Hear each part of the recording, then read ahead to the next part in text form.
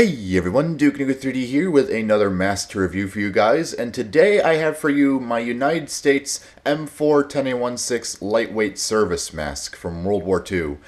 Quick history on these: the M4-10A1-6 was designed around 1942 or 3, or at least implemented in 1942, as a sort of stopgap replacement, not really a replacement, but they were having difficulty producing the M3-10A1-6, which was introduced in 1942 as a lighter weight upgrade to the older M2 series heavyweight masks, which used a longer M2 27-inch hose, a heavier M9A1 or M9A2 filter carrier, and the uncomfortable and ungainly kidney bag style side carrier, or the typically would be a M4A1 carrier, I believe.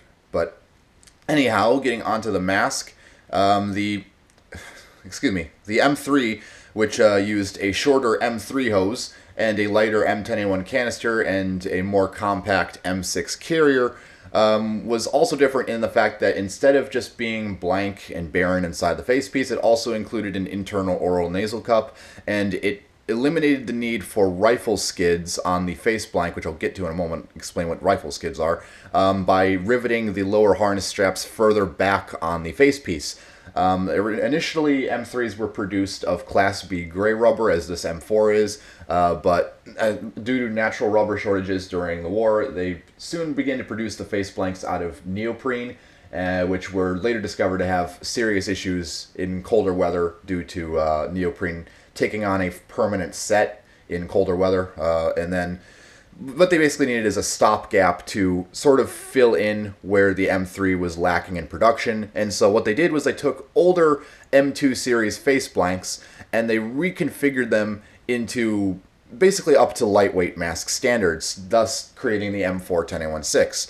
What they did was, as stated before, they took the M2 face blanks, they gave it a M7 harness, they pretty much got rid of the original hose, and they gave it a shorter M3 hose, M10A1 canister, and basically all the carrier and accessories of the M3 lightweight. And not to mention, they also would often install an internal oral nasal cup, but for particular cases this was not always the case, such as with the super small M4-10A1-6s, where a nose cup was omitted due to the smaller faces being needed to have a more ergonomic fit, and a nose cup would be harder to fit those type of faces apparently. But anyways, I digress.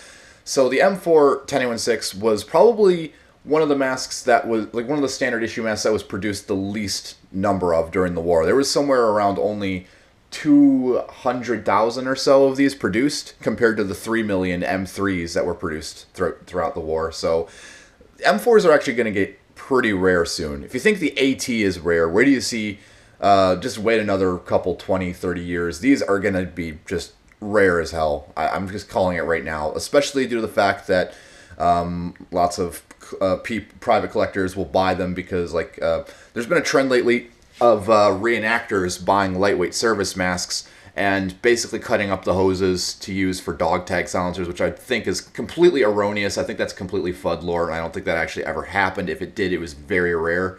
And yeah, so lightweights are becoming kind of scarce, at least the universal sized ones. I should also mention that the lightweight series masks were produced in a size small, a size universal, and in a very rare case a size large, but again, that's the rarest variant size to find of these. But anyways, these were produced by a multitude of companies. There wasn't one particular company that was producing these, just there's gobs of them. So you're going to find lots of different variations in the paint on the lenses, the rubber color, the color of the hardware. It just varies all over the place. In fact, there's, like, for instance, there's M4s with neoprene hoses, there's M4s with gray lenses, there's M4s with black M8 valves, just all that. But before I ramble on about the history any further, I've pretty much covered all the bases I need to. Let's get on to the details of the kit itself.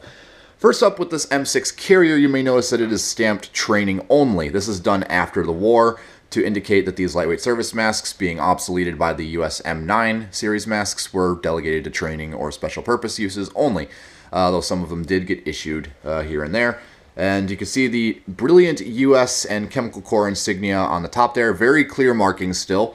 On the back you can see the the broad shoulder strap, which has a weird double clip system, which I still have not figured out the reason why they do it like this, but it's there. And the waist strap, and this is another thing to watch out for with lightweight service masks. It is getting very hard to find M6 carriers with this waist strap intact, because a lot of reenactors will like to take these and cut them off, because I don't know what they use them for. Something about paratrooper knives or something, but yeah, they cut these straps off for whatever reason. And I think this was also done during wartime, because, you know, the whole myth of like, oh, the soldiers threw out their masks and used the carriers as musette bags. And it's like, yeah, maybe so, but I don't know. Again, M6 carriers getting very hard to find intact. And this, I should also note, is not a post-war carrier. One would automatically assume that a post-war or an M6 carrier that has died OG-107 like this is post-war, but no, in fact, this is actually a very late war carrier. The way you can tell is most of the post-war redies will be a much more vibrant shade of OG-107, and they'll also be typically marked for a super small M4-10A1-6 on average. Again, that is not the norm, but another way that's indicative of this being a late war carrier is some detail on the inside, which I will show you. First, let's undo the 3 snaps, which personally is not my favorite feature of the carrier. They could have just done with 2 snaps and been fine. You can see the internal markings on the inside of the inner flap there. Not much to see. You can see the fleece patches on the inside of the carrier that would protect the lenses from getting scratched and marred by debris and other hardware. And this is the main thing that's tipping me off on this being a very late war carrier.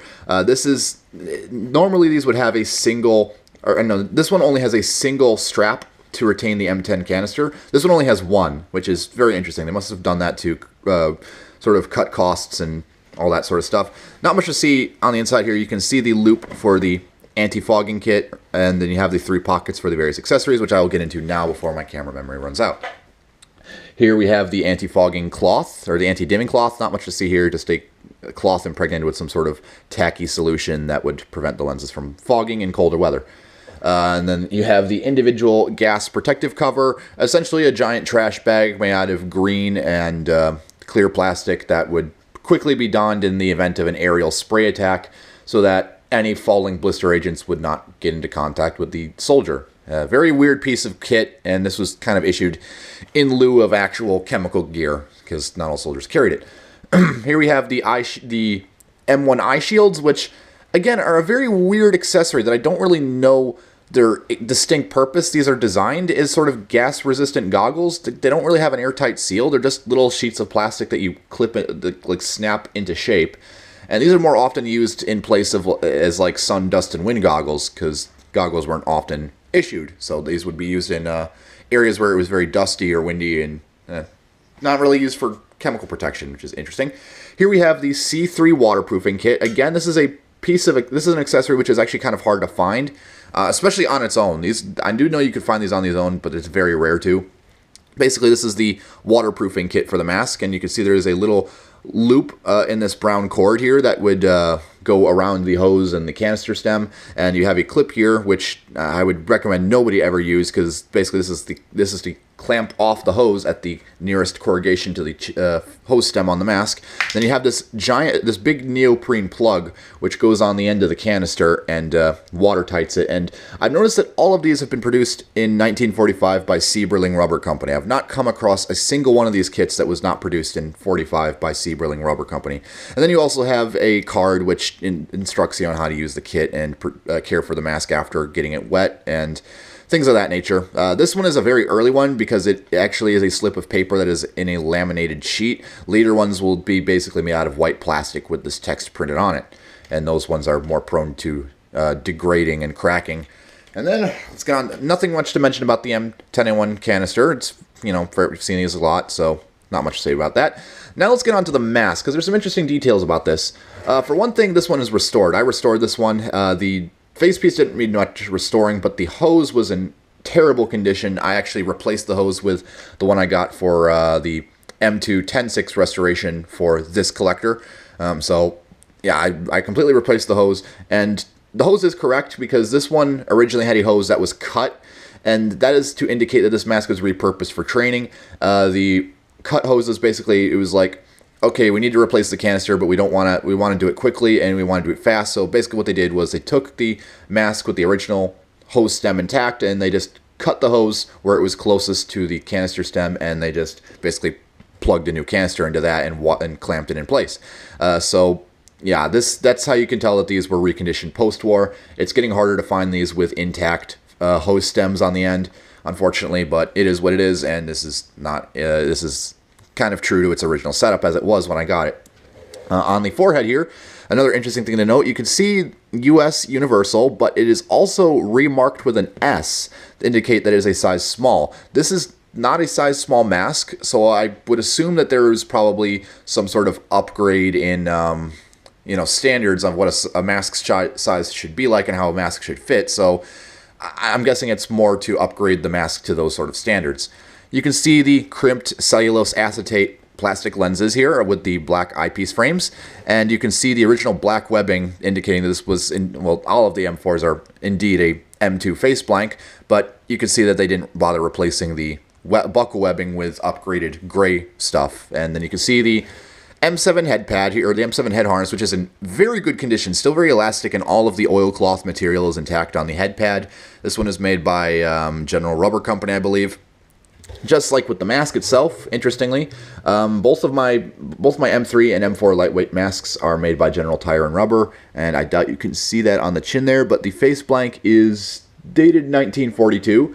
Meanwhile, the internal oral nasal cup is made by Goodyear and dated 1945, so this is a very late war mask.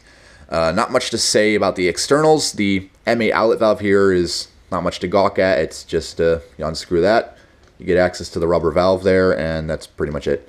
I did end up rewiring and taping all this stuff back on because all of it was loose, and I needed to for the hose anyway, so the M8 valve was loose, so I decided to go ahead and reclamp and glue and wire and all that and tape it all in place. So I will take this off the head and I will show off the interior really quick before my camera memory is probably going to run out here and probably have to redo this video, but who knows?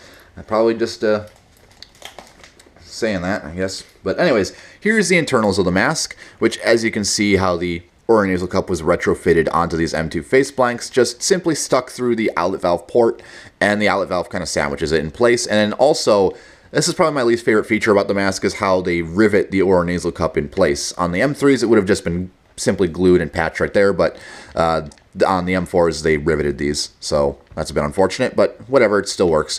The oronasal cup, interestingly, is not neoprene, but it is actually high-car. At least I believe it's high-car. This does not feel and have the same properties of neoprene. It has a very slight bluish tinge to the rubber and is very splotchy with lighter spots, so that's very indicative of early blends of high-car, so I'm almost fairly certain that this nose cup is high-car rubber and not neoprene, which is, again, very interesting.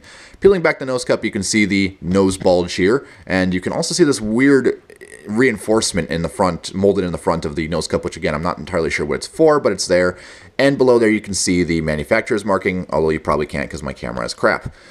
And that's pretty much it to see. There's not really much else to mention about the mask itself, so I will go ahead and wrap up the review. I will probably be making another review of this mask alongside my M3 lightweight mask, just to compare the two and show off the differences better and kind of get more in discussion about that, because I don't really have enough time. I only have about 20 minutes to make these videos, so that's about it, really. So anyways, I hope you all enjoyed. If you have any comments, questions, corrections, or concerns, drop them in the comments below, and I will see you all later.